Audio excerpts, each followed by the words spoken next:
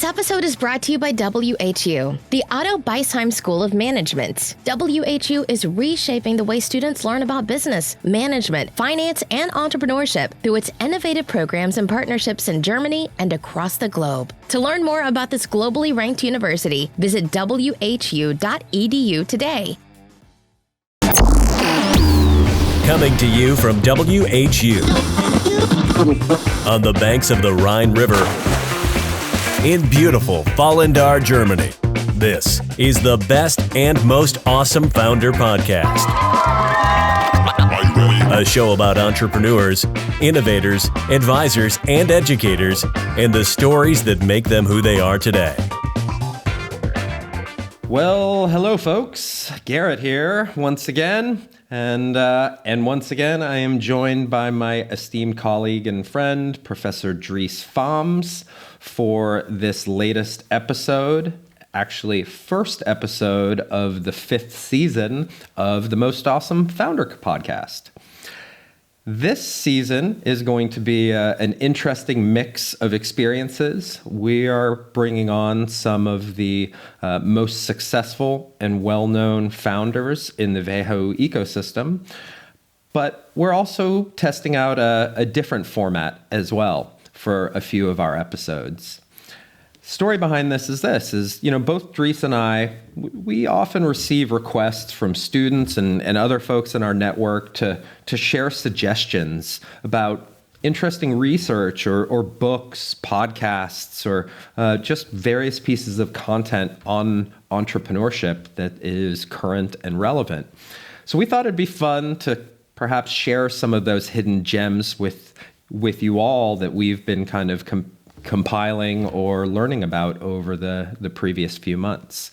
But Dries, maybe you can kind of kick things off and explain to the audience how this is going to unfold and what we're going to be talking about. Yes, Gerrit, happy to do so. So let me briefly explain what we agreed to plan for this episode.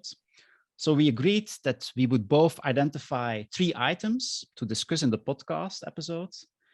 And we agreed that each of us would select 1 item that made us learn something, 1 item that made us think, and 1 item that actually made us laugh. And so what we simply will do is to discuss these items, and hopefully it is not only fun for us, but also for the audience, and they can learn something. So I think that's the plan.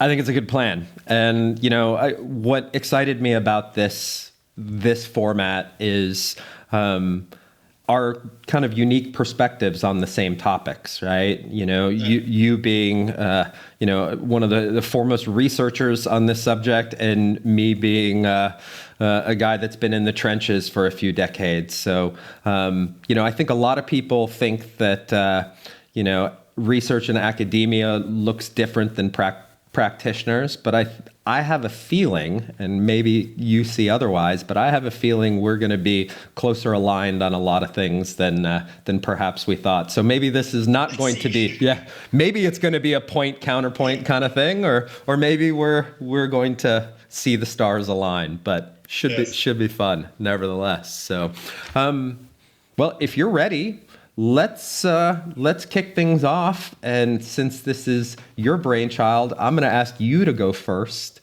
and introduce your first topic on something that made you learn. So the first topic I have, and I'm a professor, so the first item that I took was an academic paper from some esteemed colleagues called Helen Cohen and Bingham. And these colleagues published a paper in 2020 in Organization Science, which is actually a top-level journal in our field. And the title of the paper is, "Do Accelerators Work? If so, how?" That's the title of the paper. Now, before I go into the content, maybe, Gerrit, let me ask you a question, because you're very experienced with accelerators. Yes, they do. Yes. You have been active in Techstars. You actually started the accelerator at WHU, so you have a lot of experience. So maybe can you briefly explain from your practitioner perspective what you see as the critical characteristics of an accelerator and why startups should actually engage in them? What is your perspective? Yeah, great question. I think the first thing to note is that not all accelerators are equal. They come in many, many shapes and sizes. And frankly, some things are called accelerators that aren't, and some things that aren't are, So, and I think a lot of people struggle with a definition of what it is in the first place. I come from a particular school of types of accelerators, being from Boulder, Colorado, where Techstars came from, being one of the first accelerators in the world, certainly one of the largest and most notable. But I would say Y Combinator also being of a similar structure, and many others, is they are a mentor-driven, fixed-term accelerator. So generally what defines an accelerator from an incubator is its duration. So an accelerator being fixed-term. Techstars is, I think, 14 weeks. Y Combinator can be 6 months. It varies a little bit. But the key principle that I think the most successful accelerators have in common is that they're mentor-driven. That means the way they're accelerating new ventures is not by teaching them entrepreneurship or, giving them a ton of workshops or homework, but matching them with successful entrepreneurs that have come before them so they can learn their successes and their failures and hopefully duplicate the right ones and skip the wrong ones. So generally the best accelerators are the ones that have the best collection of mentors that are committed to add value to the next generation of entrepreneurs. Yeah. And actually, so the hypothesis in the paper of these colleagues is that the main effect that accelerators can trigger is a learning effect. So by being engaged in the accelerator, getting all this mentoring, as a startup, you can learn things that you otherwise would not learn, mainly from other people outside your own venture. And that learning effect might help you to accelerate your startup, meaning that you can get funding more quickly, that you can grow in terms of employees more quickly. So that's their hypothesis. So that was the starting hypothesis of this paper. I'll just say, I would dig a layer deeper too, in terms of what kind of learning. And for me, the great benefit of a new venture being an accelerator is experiential learning. Yeah. It's very different to learn about successes or best practices when you're looking at a case study, as opposed to actually implementing it or exploring it through the lens of your own venture. And I think that's it's another characteristic where you can see more sophisticated versus less sophisticated accelerators. Oftentimes accelerators will be so full of programmatic activities that the founders that are participating are involved in it every day for hours a day, one workshop after the next.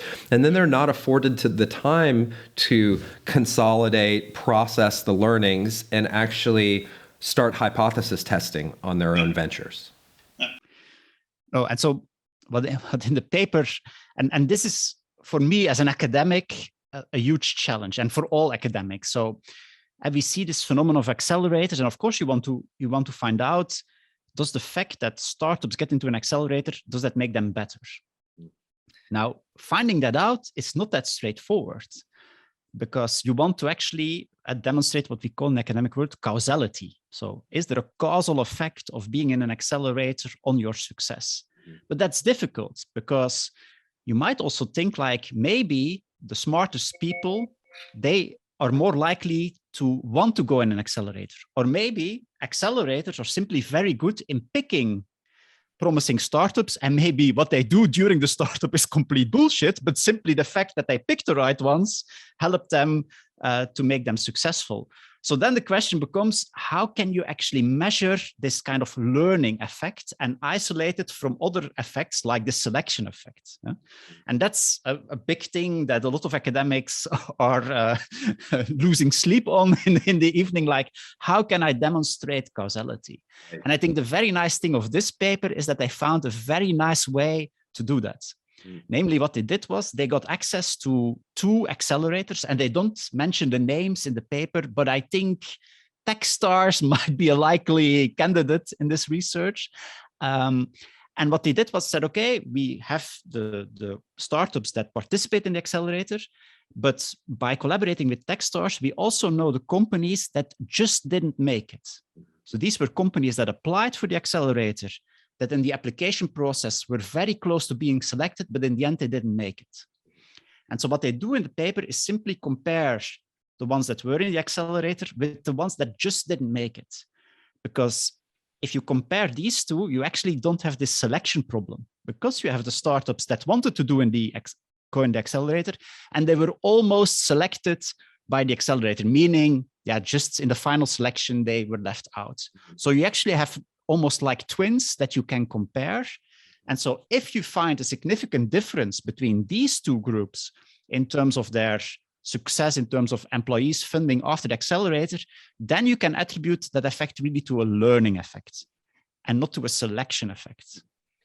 And just curiously, how is success defined? So what they do in the paper, and of course, it's also a bit like what kind of information can you get? So they look at the amount of funding that they're able to collect after the accelerator, the growth in terms of employee growth after the accelerator, and also they look at web traffic. So how much web traffic are you able to generate? So these are three kind of indicators that they use to measure performance. Of course, you can start have a discussion like, is funding an indicator of success? That's, I think, already a big discussion point in general, but at least they have a number of indicators to compare. And so nicely, go ahead.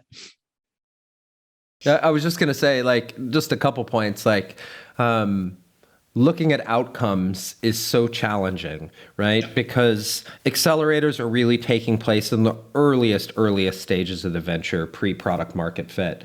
And there are so many, external variables that come into play, right?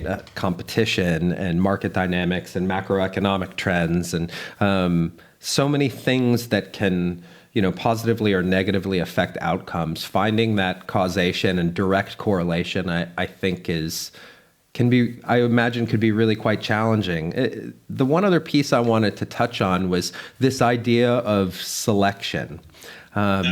So there are a few accelerators in the world that are highly, highly competitive, right? And Techstars and Y Combinator being two of them. They're literally harder to get into than MIT or Harvard. However, they're already working from a limited pool of applicants. And I think this needs to be taken into account. And I think it's one of the challenges that the accelerator model is facing in 2022 and in recent years, particularly with the crazy availability of venture capital. And that variable is very simply that accelerators tend to skew almost exclusively towards first-time founders. And I think the majority of research, and you might know this better, you will know this better than me, but the majority of research says that the probability of success increases with experience. So first-time founders, as sexy as they may be portrayed in the media, have a much higher probability of failure. Those are the people that go into accelerators, because once you've been through that journey once or twice, you already have a network. You already know how to access venture capital. You know how to kind of run your lean startup processes and build a product and build a team. So it doesn't add as much value. Now, there are cases where there are industry-specific ones and that can provide some value as well. But generally speaking, the pool, it's safe to say, is mostly first-time founders. It's a very smart comment, and the authors actually address that comment in their paper. So they look for potential interaction effects of serial founders. So what they try to see is like, if you have a serial founder in your team, is then the effect of an accelerator different? And surprisingly, the answer is no, it did not have an effect. So the learning effect that they found, so they found this learning effect. So they seem to provide evidence that if you're in an accelerator, you learn stuff, and that will help you to become more successful.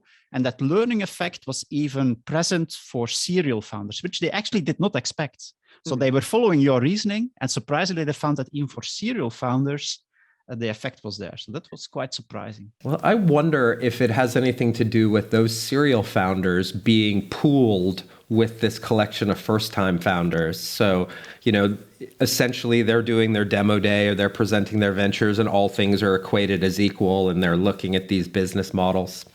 I don't know. It's really interesting to hear. What would you, maybe to wrap this one up, what would you say your overall sense was that accelerator from this research, that accelerators have a strong place and provide good value and are actually achieving their goal of accelerating ventures, or no? Yeah, so I think this paper seems to justify the added value of an accelerator. So if WHU students come to me and asking, should I apply for Y Combinator based on the study, I would say, yes, you should, because you will learn something that you otherwise will not learn. So in that way, I think it gives some convincing thing. And for me as an academic, what I really learned was this thing about how can you create a sample that allows you to measure causality. And I think this is a very interesting approach for instance, also VC companies. I'm always a bit surprised a lot of VC companies actually do not do a lot of data analytics, like do we actually pick the right startups? And this kind of approaches can actually, I think, really help them to find that out. And the statistics are not very complicated. It's rather you have to create the right sample, and then you can do these very interesting statistics that can actually prove to yourself whether you're really good in picking the winners and helping the startups that you have selected. Maybe they don't want to know the answer. That's a different story. But I actually think it would be quite interesting to do that. Right. I mean, in the end, an accelerator is a VC, right? So the mechanisms are still the same. So really, really interesting. Thanks for sharing that article. As our objective, it made me learn something. I appreciate it. Okay, my turn. In Europe now. So being the non-academic, I'm going to pull from a source that is terribly non-academic, although I will say that as it's a podcast, the podcast host is very much an incredible academic, one of the foremost researchers in neuroscience. He is a professor of neuroscience at Stanford University. His name is Dr. Andrew Huberman, and he has a wonderful podcast called The Huberman Lab. If you all haven't heard it, I highly recommend it. If you like science and learning about the human body and brain and optimization, he is extraordinary. So I'm an avid listener of the Huberman Lab podcast that fills almost all of my gym sessions. And he recently did an episode, I think just the last few days of January of 2022, on optimizing your workspace, but specifically for productivity, focus, and creativity. And I thought this was an interesting topic, as we have been rocket shipped into this era of new work, remote work, hybrid work environments, and some people have really thrived in that environment and others have not. Yeah. So coming from a neuroscientist's perspective, Dr. Huberman presented a topic that has existed in architecture and physical planning and design world for a long time, but kind of brought it into the neuroscience space, which is the idea of what's called the cathedral effect. So simply put, the cathedral effect, what it refers to is how the ceiling height of a room can actually affect cognitive processing of individuals.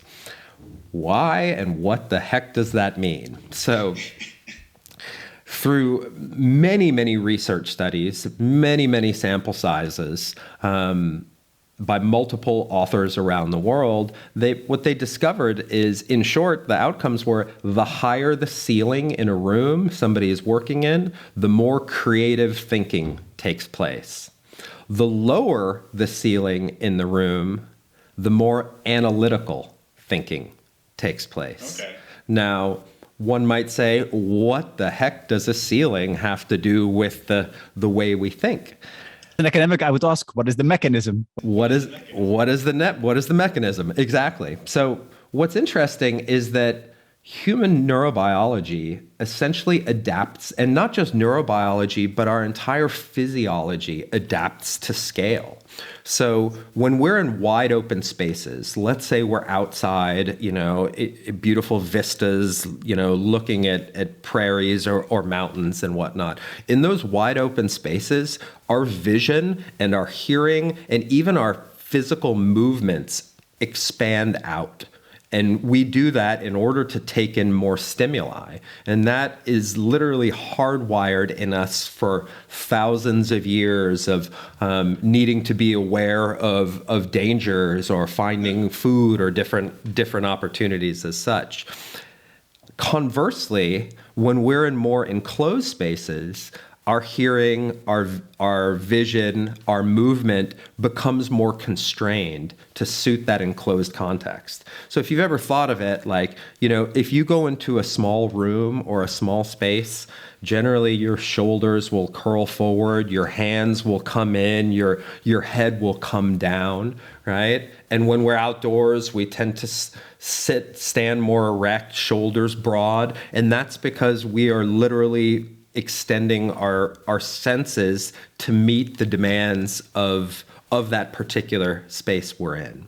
So from bringing it back to the workspace, and something that I've been thinking about right now as I'm building a team and office hunting is, what role does this play, particularly in this new era of hybrid and remote work and learning as well? I think it applies in the educational setting. So as we as individuals are afforded kind of more autonomy to create the spaces that we want to suit our cognitive needs, do we need to differentiate the types of work or learning that we need to do, and thus, alter our environments accordingly? Does it mean if you are crunching numbers, you should do it in a tight corner in a small room, and if you're, painting masterpieces, you should do it by a window in open space? And, maybe we need to start looking at the specific types of cognition rather than what we've historically done is how do we optimize for productivity, which may be too generic. As it's actually related to this system 1, system 2 thinking of Kahneman, that kind of stuff, not? And then system 1 would be the cathedral effect would be system 1, and a narrow room would be more a system 2 approach. That's right. Okay. Yeah. That's actually interesting because at WHU we have exams this week. So I'm now thinking we just put students quite randomly in different rooms. But if we believe this cathedral effect, actually the room in which they are sitting for the exam can heavily impact their results. So if they're in a big room, they might be more creative during the exam. If they are put in a small room, they might be more analytical. So that's quite an interesting fact, I would say. I'm just an N of 1, but when I need to do really creative problem solving, I tend to go outside and walk. And I always thought that the primary reason is it was reducing distractions and stimuli in my core area, and it was giving me kind of broader stimulus. Never really thought of, the sky is limitless, and that's giving me space above my head. Yeah, so it's being outside is the ultimate cathedral effect because you don't have a ceiling anymore. Yeah. That's right. But I mean, even if you look at some of the tenets of feng shui, which has been around for thousands of years, some of those principles I think apply, right? You want to try to round corners. You always want to be facing a window, not having your back to it. And maybe some of those things have to do with danger and risk and the distraction that comes along with that. But this idea of openness attunes our senses to the world and maybe allows us to pick up on subtleties that we wouldn't otherwise.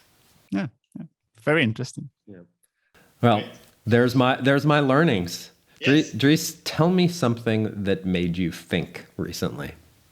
Yeah. So what made me think is related to an HBO documentary.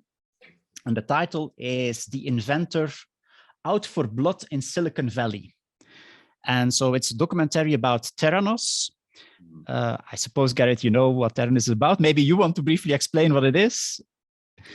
Well, I mean, if you read the news, anything, you might have heard about the Elizabeth Holmes saga, who raised hundreds of millions of dollars for her blood testing startup. And as her R&D wasn't going as well as it was supposed to. It's an understatement, I would say. Well, I think that's where it started, right? Is like she was falling behind, so she was kind of misinforming her investors. And she dug herself into a deeper and deeper and deeper hole till the point she was literally faking the results of her machinery, and which was terribly unethical. The problem was it got to a point where medical practitioners started making life or death decisions based on that data. So, indeed, I think that's the perfect summary. And the documentary, of course, gives a very nice description of this whole trajectory, how it emerged. But the nice thing is, I think in the documentary, they also try to explain a bit, how could this happen? How could somebody like Elizabeth Holmes so convincingly fake the existence of this technology? And to explain that, they actually present in the documentary a behavioral experiment by Dan Ariely.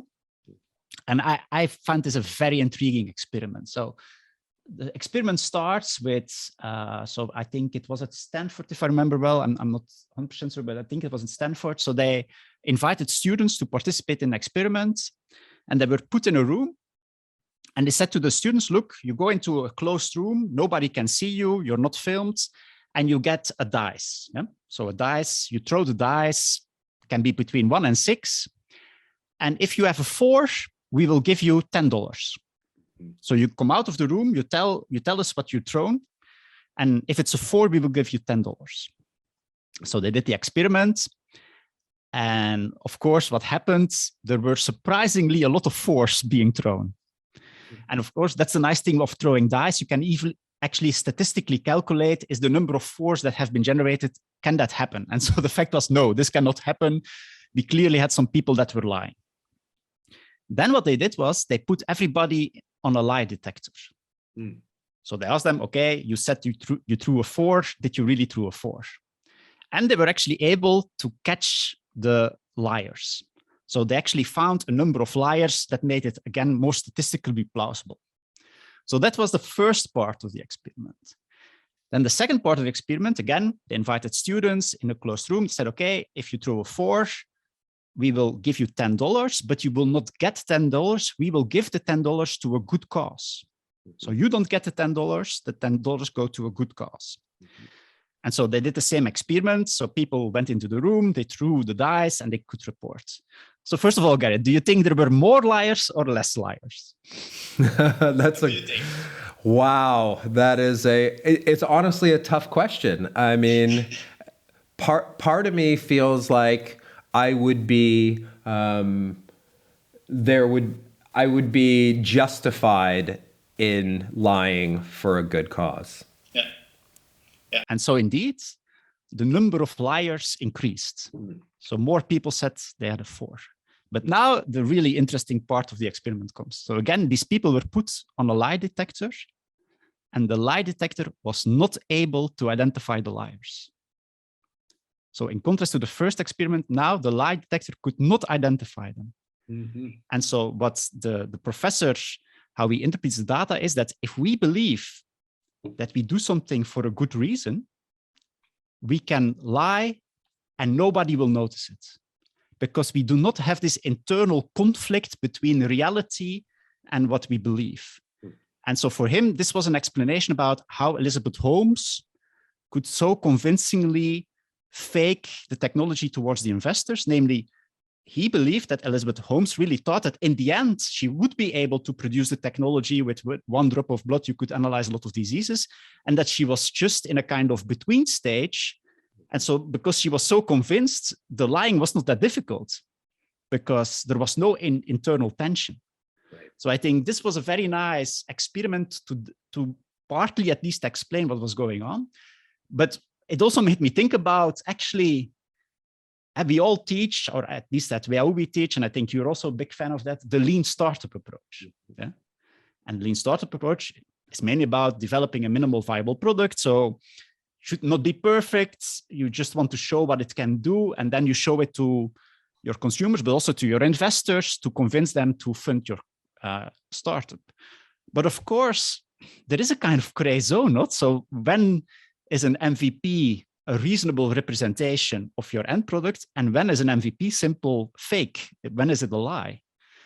And so sometimes I'm thinking like, is there not a risk that by pushing this methodology forward, we actually getting into a dark side where we all become like Elizabeth Holmes, pushing an MVP, and maybe the technological backbone that should be there is simply not there, which I think is sometimes a tricky issue, also as a teacher, I would say. Yeah, well, I think that's one of the reasons why medical technologies have such stringent regulatory guidelines and hurdles to get over. But I would challenge a little bit this, if you look at the lean method, in its purest form, it's not so much about, yes, you build an MVP and you iterate and, you evolve it as quickly as possible. But the underlying magic behind that is rigorous and fast hypothesis testing. Yeah. Right? So that's really what the lean is all about, is here's a hypothesis, we're going to test it, we're going to learn from it, we're going to adapt very quickly, and we're going to repeat. The bigger issue is how transparent are you in those results. Yeah. And, I think there's an interesting piece to explore there of what happens when the stakes get high, right? So if you're an early stage venture and maybe you've raised a little money, you raised $250,000 or something, and you're from some angels and you're in that early stage, you don't have a lot to lose to say, hey, this is what I'm learning, this is what I'm adapting, this is what test failed and what hypothesis was proven adequately for us to move forward. Because in the end, a good entrepreneur knows that they're more than one venture, and that their credibility matters over their career trajectory of being an entrepreneur. But once you start raising hundreds of millions and you become the darling of the media, and you have some of the biggest name investors in the world participating and watching you closely, then the stakes become so high that it starts to feel like if you fail this, you are branded a failure forever. So I have a lot of issues with Elizabeth Holmes and what she did. But I would also say that there are some systemic underpinnings of what put her in the situation to do that.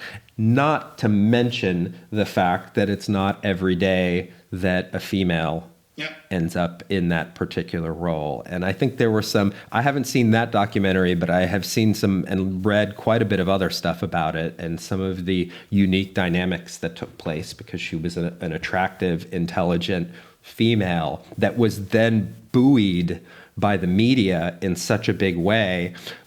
So the question to me remains is this some type of narcissistic personality, or is it this overwhelming sense of pressure from the context in which she was placed? Yeah, she was really a poster girl of the Democrats in the US, for instance. Right? I remember that Obama had her in one of his advisory committees because she was this poster girl of female entrepreneurship. And that, of course, can put some pressure on you. That's for sure. Absolutely. So I think, that there's that old adage of, do you blame the player or blame the game? I think when it comes to the Theranos example, I think it's a little bit of both. But if you take that same analogy and you look at the lean startup approach, I think we have to look at the intent of a process like that, and it's really getting entrepreneurs to think like scientists. Yeah. Right? Because in the end, and I had this conversation with someone I mentored just recently. I was like, you need to start thinking of yourself as, instead of thinking of yourself as this salesman that's out hustling, think of yourself as, a lab rat in a white coat, and you're constantly being presented these uncertainties. And the more you test them, the faster you test them. And if you're not honest, you're not able to adapt to them and continue your testing more effectively. So I'm saying thumbs up to lean startup, thumbs down to Theranos. No, and I agree with you. I think an MVP is not an excuse to do sloppy research. It is simply a tool that allows you to do good research very quickly. And I think these are two different things. And we need to separate them. So, that's right. I mean, the MVP is the laboratory. Yeah. You're the technician, getting the feedback from the experiment. So really, really cool. I mean, such a fascinating case that's out there, and one of many, just one that happens to be so high profile and female and all these things that really brought it to the forefront. All right, I'm switching gears again. It's back to you. It's my turn, and I think you'll start to see a pattern in my topics here. But what I am going to talk about, first of all, this time is an academic paper. Okay. However, I'm going to stick with my guns, and I'm going to talk a little bit about human physiology again, because it's really interesting to me. And particularly, as I said earlier, I'm in this process of recruiting and building a team, creating this company and trying to build a culture and an ethos and values around it, which when I have these questions, I love looking at human psychology and human physiology because, as a quick aside, sometimes I feel like research on entrepreneurship and business in general is skewed heavily towards the unit of analysis being the firm. And I think we need to start taking more of an approach where the unit of analysis is the individual. And, coming from development economics, one of my favorite books I've ever read was E.F. Schumacher's book, Small is Beautiful, Economics as if People Matter. And I am waiting for the day for an entrepreneurship scholar to write about entrepreneurship as if people mattered. I think, of course, there's great research on individuals within an organization, but just thinking of the firm itself as a collection of individuals, that small reframing, at least for us practitioners, might allow us to create more sustainable and humanistic ventures. Sorry for my tirade. that's your mission. That's my mission. Kinda. So, I read this paper, and it's by Hama Masoka and Lizuka. And they wrote this paper called Reading on a Smartphone Affects Psi Generation, Brain Activity, and Comprehension. You might be asking yourself, Psi generation? What the heck is that? However, if you're not familiar with it, I can assure you it's something that you do every couple minutes of your life. And if you didn't do it, you would die. So a physiological sigh is this unique breathing pattern that we all do, where we inhale twice, followed by a long exhale. So maybe if you envision, now, when do you do that? If you've ever had a really hard cry, maybe it's been a while, maybe it was yesterday, but when you're trying to compose yourself, you'll start doing more of those physiological sighs. Right before you fall asleep, you involuntarily start doing it more. When you are asleep, particularly in REM sleep, it happens quite regularly. But all in all, it happens about every 5 minutes or so. And if you don't do it, it can essentially start shutting down lung function and your ability to acquire enough oxygen, and it will kill your brain on a nice positive note. So this study looked at people that read on a smartphone. This unique visual, this growingly common visual environment of comprehension and learning. So what the study highlighted, and essentially what it said, is reading on a digital device as opposed to like reading on a piece of paper in the traditional analog sense reduces physiological size and essentially creates overactive prefrontal cortex activity. So the front of your brain, which is what makes us uniquely human, that houses our rational thought, analytical thinking, sense of self, and doubt and whatnot, becomes overactive. So as that becomes overactive, and we reduce our physiological size, we're not getting the oxygenation to our brain, and we're getting an overactive analytical brain, our ability to comprehend what we read actually decreases substantially. So if you are reading something important that you really want to process and you want to log in your memory banks, you want to do that not on a mobile device. You know, maybe they didn't research like if you have a 40-inch screen, right? But it's being hunched over, looking at this small screen. Generally, your head is down, so you're already constricting your airways. You're physically not able to do those sighs as effectively as you otherwise would. That's making that cortex, that analytical brain, go haywire, and it reduces your ability to memorize things for the long term. Question, and where this led me to, which is, here I am building an organization. We really want to be environmentally sustainable. I've strived for years to be paper free. Yeah. And now I'm in this situation where there are things that we need to learn very effectively and very, very deeply. I'm facing a trade-off of environmental sustainability and, resource use versus our ability to learn and process memory effectively. Yeah. Maybe a more, because we talked about this cathedral effect and now about this. Sometimes I'm feeling that if you think about startups, they don't think a lot about this kind of issues. It's more like we just want to have a place with a low rent.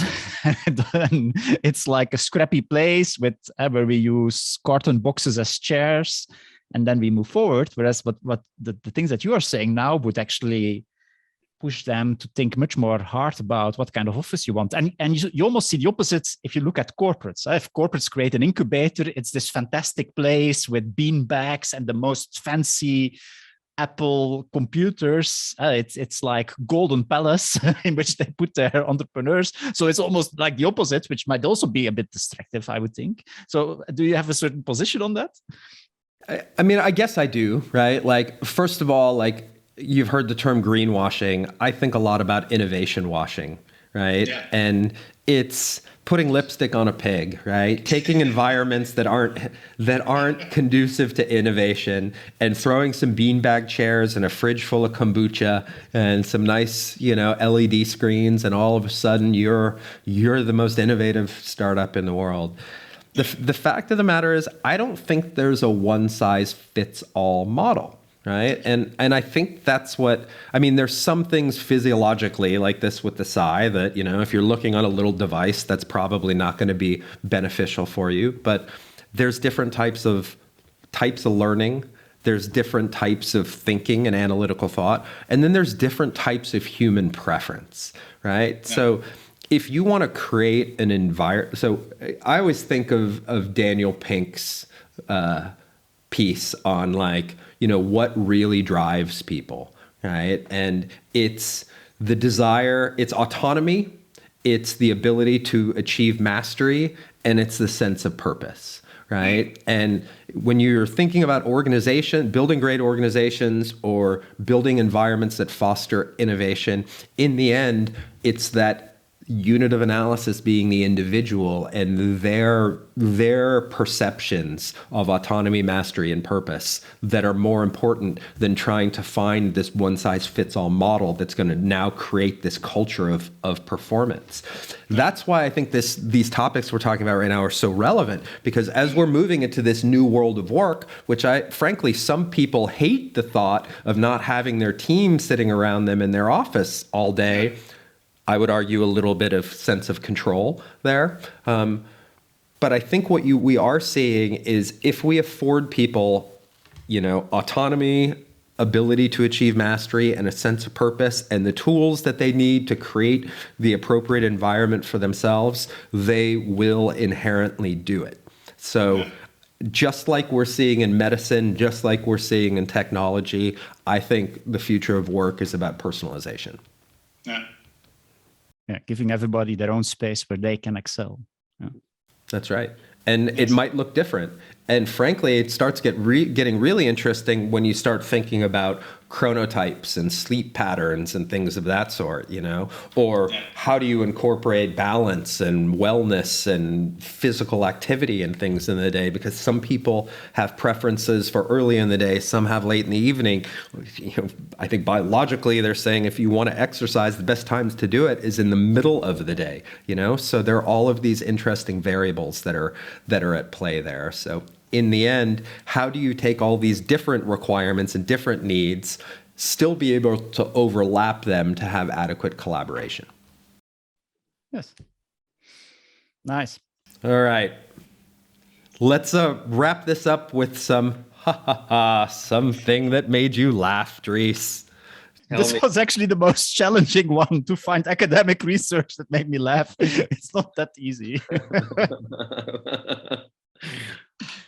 But I found something, and actually it's quite literally. So I actually found an interesting academic piece about humor and how the use of humor can influence your status in the workplace.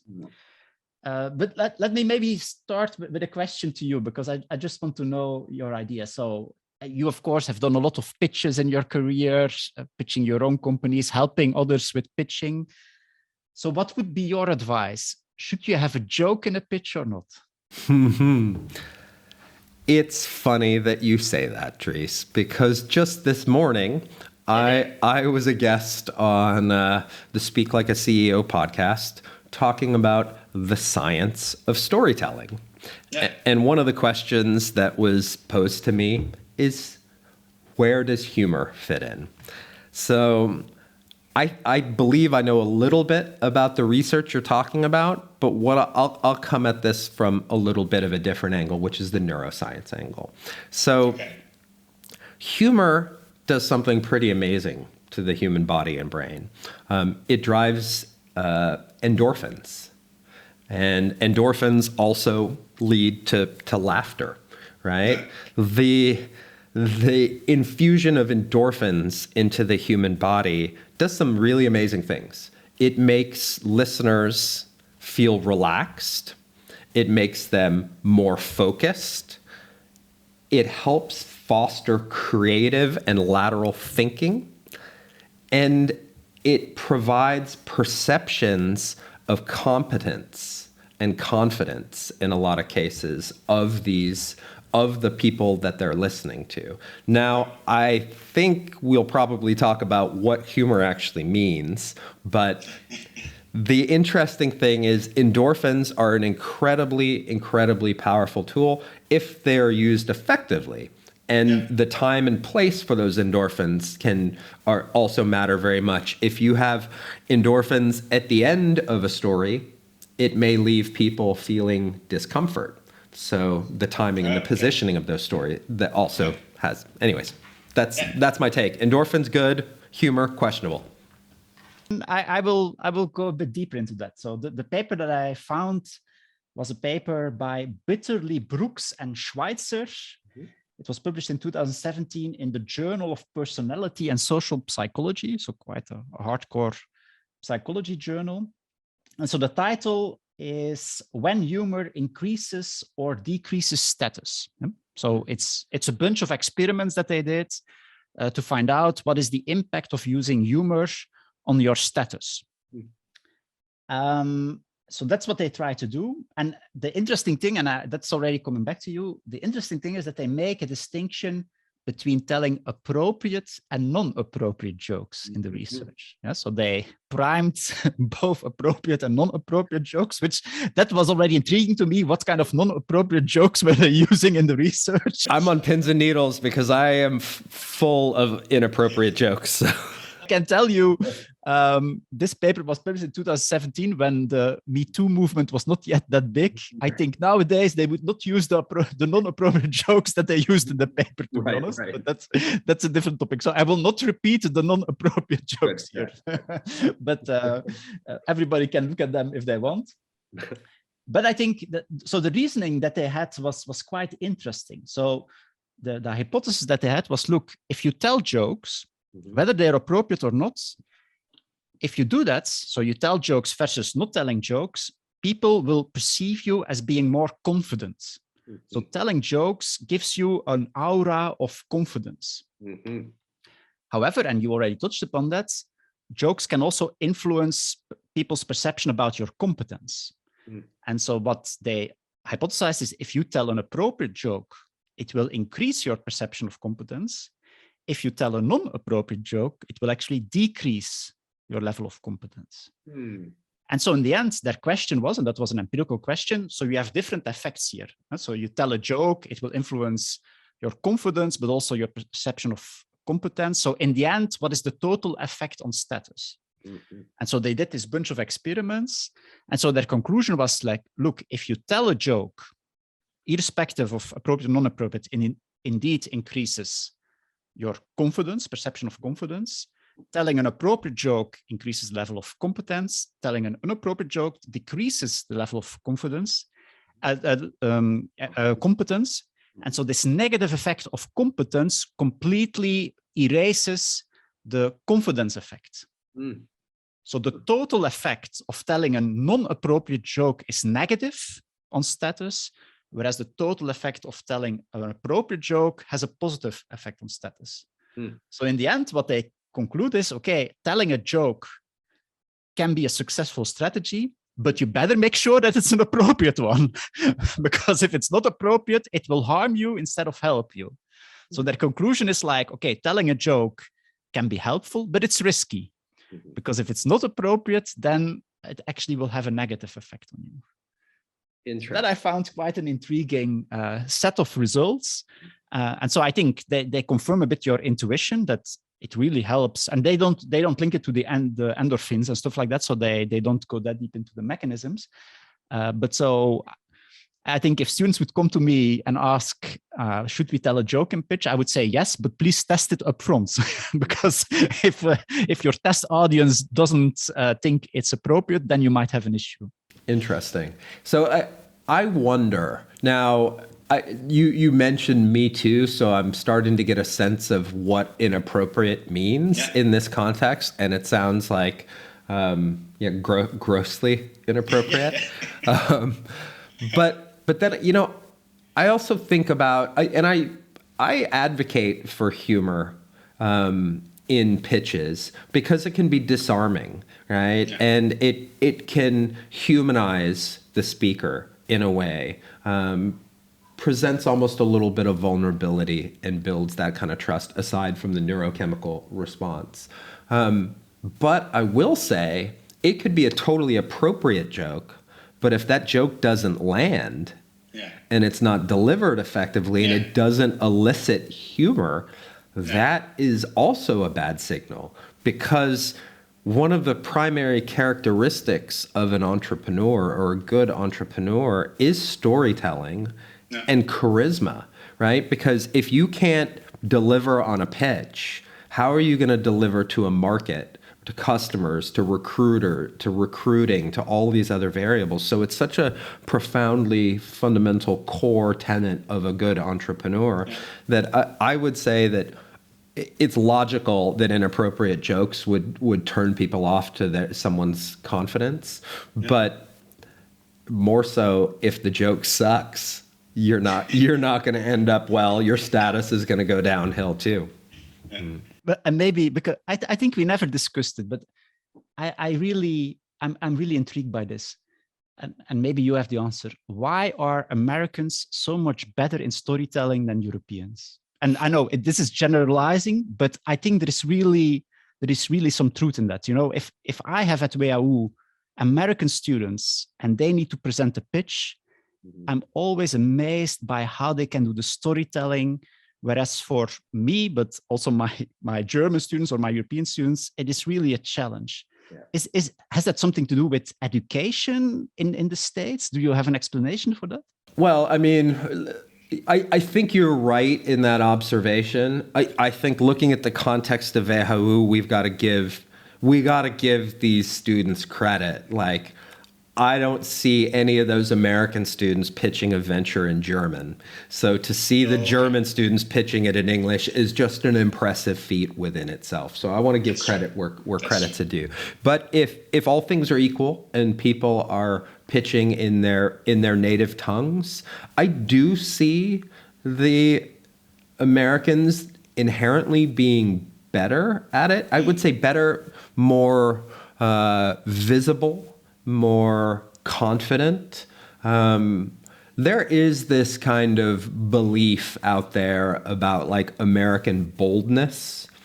And I would say that probably holds true in many cases. And I think there's a historical context, right? Americans maybe haven't dealt with their shameful pasts as much as other parts of the world. It's a big country with a lot of voices, so you have to stand out more. I think humor is culturally seen as a fundamental characteristic of attractive people, more so than maybe in some other cultures. Yeah. And we're just loud, arrogant sons of bitches. I've made my career on that, so yeah. No, but yeah, I really think, like, is it that in primary school you guys have to do a lot of theater or a lot of performances? I always have the feeling like that it should be more than just this kind of... What I would say is, if you want to look at the educational system, the one thing that I see is notably different is in the U.S. school system, play is actually part of the education system. So you're doing sports in your school, you're doing music in your school, you're having your recess and your, physical education stuff in your school. And so much of those pieces involve peer-to-peer interaction, right? So you are being forced into, and that has downsides too, right? Like, there are kids that are ostracized, there's bullying, there's all these other things. But I think you're socialized in the educational environment among your peers for 8 hours a day, while in Germany, kids are out of school, at lunchtime to go home and do their own thing independently. So that might play a role. I think the other thing is like, the media we consume is a big part of it, and you guys get the good stuff. We get all of it on 350 channels of it, so the personas that people look at in popular culture are, the comedians and the actors, not the scientists and the revolutionaries. So there's probably a lot of different variables. But interestingly enough, though, I would say, like, Canadians are arguably the funniest people in the world. Some of the greatest, many of the greatest comedians the world has ever known came from Canada. It's a very big country, but very small population. When it comes to this gregarious, bold confidence, not so much. Funny, right? And very self-deprecating. British people the same way. Very self-deprecating, great sense of humor, but not with this energy, confidence, and charisma that you see from the bold Americans. But I guess that's also, American exceptionalism. That we think we're the best damn people in the world, so we act like it. That's, for those of you that couldn't read between the lines, I assure you that was sarcasm. I see it. Okay, your turn. All right. So when I was thinking about this topic, it was a few weeks ago, and I was watching the Superbowl. I was watching I didn't stay up till 4 o'clock in the morning. So I was watching replays of the Super Bowl. And honestly, my team wasn't in it. Sorry, Denver Broncos. So I was less interested in the game. And I was more than half of America that cares less about the game and cares more about the incredible commercials that come between the game. And for those of you that aren't familiar with the commercials in the Super Bowl, it is literally the most valuable broadcast real estate on earth. A 30-second commercial, 30 seconds can cost upwards of $10 million to do a commercial. And those numbers increased even more this year. And I'll tell you why. But I'll start by saying this is a topic loosely about cryptocurrency. So I think many people are interested in the topic of cryptocurrency, and much like American politics, you're either way on one side or way on the other. There's not much of a middle ground here. Yeah, there's believers and disbelievers. Wow, yeah, and they're ready to go to battle over that topic. But so in short, many skeptics argue that cryptocurrency will never be broadly adopted, because there is a limited public trust. And since it's not backed by anything material, the nature of supply and demand will always be limited by the lack of trust within this very confusing technology that the layman doesn't effectively understand. So we do have a lot of, aside from the Bitcoins and the Shiba Inus and Dogecoins of the world, there are a lot of legitimate, very, very successful companies that are participating in the cryptocurrency space. Many of them in creating exchanges and wallets that allow people to hold the cryptocurrency, trade it, and whatnot. So during this year's Super Bowl, a lot of pundits named this, kind of labeled this year's game as the Crypto Bowl, because 6 different big multi-billion-dollar crypto companies spent millions on competing ads, running their ads to be the wallet, to be the exchange, because they realized that more and more people were becoming aware of it, didn't know how it worked. This was a great way to get in front of a few 100 million eyeballs very quickly. So one of these exchange platforms, arguably the most well-known and ubiquitous one, called Coinbase, ran a 30-second commercial. They spent $14 million to run this commercial. And being the creative tech geeks they were, the commercial basically looked like a screensaver on your screen. So it was a QR code that bounced around from corner to corner of the screen for 30 seconds. And the ad essentially said, if you scan that QR code with your phone, it would take you to a sign-up page to join Coinbase, and you would be given a $15 credit for those who signed up, right? Okay. They're thinking, hey, we're going to offer our technology to everybody. We're going to give them $15 for free, and they're going to see that, this crypto thing is something exciting and real, and it's something that can be trusted. Unfortunately, so many people scan that QR code. I can feel it coming. I can only imagine standing in front of your 60-inch plasma TV with your phone, chasing this bouncing QR code around the screen till you're able to capture it long enough to get it. But so many people indeed scanned that code that the entire site catastrophically crashed.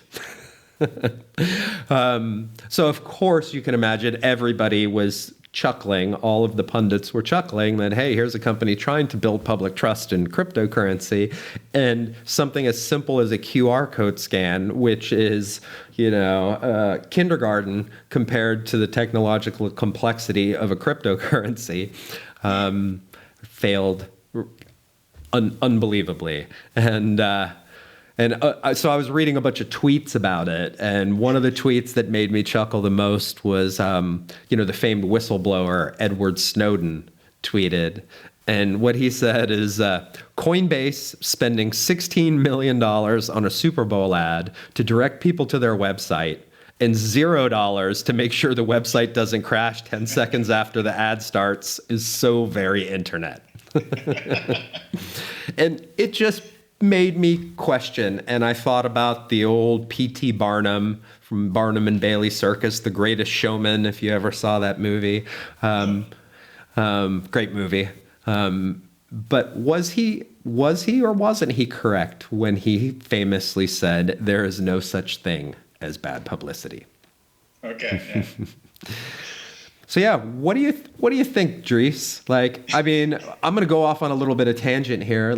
Are you familiar with the concept of cryptocurrency? And do you think that this is something, while I'll quickly caveat and say, I personally believe blockchain and distributed ledger technology and smart contracts is one of the most formidable technologies the world has ever seen, and will transform the world in so many ways. Cryptocurrency is just one implementation of that. Yeah. What do you think? Do you think cryptocurrency will capture more of the market and become more mainstream? I'm an how do you say that? I'm a very dynamic believer and non-believer. So there are periods where I really believe in it, and there are periods that I don't believe in it. And to be honest, at the moment, it's a period where I believe less in it, because I think 5 years ago, I bought some Bitcoins, where I really bought them because of this digital gold idea. Mm-hmm. So that this could be in times of huge inflation, or when national currencies would devalue, that people would go to Bitcoin as a kind of alternative for gold. But yeah, if I follow this reasoning, this would be a time where Bitcoin should really be increasing, because we are facing heavy inflation. And yeah, okay, of course, now the geopolitical situation comes on top of that.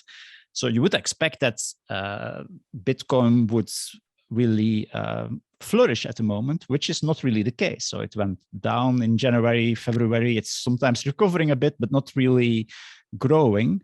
Except for the past 4 days. Yeah, but it goes up, but it's not surpassing its peak that it had. I would think if it goes to 100,000 to 150,000, then we are talking about a different game. And so that was a bit my expectation, that if inflation would kick in, that this could really happen. And it's not happening. For me, actually, if you look at the trend of Bitcoin and you compare it with normal stocks, it's quite parallel, which I would actually have expected that it would be totally different. Yeah. That they would compensate each other or whatever. So in that way, I'm a bit in a disbeliever stage at the moment. It's not that I sold my Bitcoins. I still have them somewhere in one crazy wallet. But at the moment, I'm a disbeliever. At the same time, I fundamentally agree with you that the broader blockchain technology, yeah, that's one of the most promising technologies at the moment. And of course, a lot of people talking about Web3, although I see also a lot of discussion there, like, will Web3 really be fully decentralized, or are we actually seeing that some actors are already reaping the benefits from centralizing the decentralization? And then Coinbase could be seen as one example, of course, as a centralizer of this decentralization. Mm-hmm. So I think this will be, for me, one of the fundamental topics in the next 10 years. Mm-hmm. Will we see a trend towards full decentralization, or actually more centralization? Think about super apps and that kind of stuff in China, like WeChat. Or do we go to a fully decentralized internet where everybody owns their own data? Mm-hmm. I think this is one of the most intriguing questions. And of course, I cannot predict them. But yeah, it's a fundamental issue, I think. I agree. And I think it's really interesting because it's starting to validate something that actually Mark Cuban said a few years ago, that the future is not going to be defined by technologists, it's going to be defined by philosophers. And as we get this godlike technology like AI and these innovative technologies like blockchain, in the end, it's going to be the people that understand human behavior that are going to be able to train these models and whatnot. And I think this is an interesting case of it, because I have this ethical conundrum with cryptocurrency. And it goes both ways. I love this idea of this new technology becoming a great equalizer. And, some say this has been one of the largest redistributions of wealth the world has ever seen. Questionable where that wealth is being distributed to and whatnot, but the power of it is there. On the flip side of the ethos is the catastrophic energy costs that go into mining, at least in those cases. Now, I don't think that's necessarily relevant with other implementations of smart contracts and blockchain, but this notion of a cryptocurrency becoming something ubiquitous around the world, I think it's not an adoption issue. Maybe it's not even a trust issue, and maybe we need to start looking at it through an ethics lens. But there actually, one of my core criticisms at the moment about blockchain is that what I don't like about the whole blockchain movement is their fundamental distrust in humans as decision makers. So actually, smart contracts, what these people try to do is to eliminate the human out of contractual processes, where they seem to assume that you can program contracts to such an extent that there is no room for discussion. There is no room for interpretation. And I would fundamentally disagree with that. I think contracts, written text, needs to be interpreted. Mm-hmm. And if you eliminate the human out of the process, I think we will have big, big problems. And I'm a bit concerned about, you see that these blockchain developers all look from a very specific perspective. And to be very honest, I have the feeling often these are nerds that have been bullied as a child and therefore don't trust humans at all, and therefore want to eliminate humans out of the process. And I think that could trigger quite some issues, I would say. I mean, I agree. I think rigidity can be a problem. We can't dehumanize everything. In the end, technology is meant to aid humanity, not replace it. But what I like about it, and the implementations that I think are super valuable, is the immutability of it, right? The inability to edit it effectively. So you can see, especially when you're talking about the developing world, emerging markets, complex north-south power dynamic interactions, it can be incredibly powerful. Like what blockchain is doing now for land rights and land claims is extraordinary. The level of transparency that can take place in the financial services sector, right? Where I think eventually it's interesting, cryptocurrency is creating more opacity, but blockchain could create more transparency in this exact same space, So it comes down to what are the objectives, and of course, what are the ethos behind it. But regardless, I think the big Bitcoin, everyone's familiar with that concept now. That was the first mover.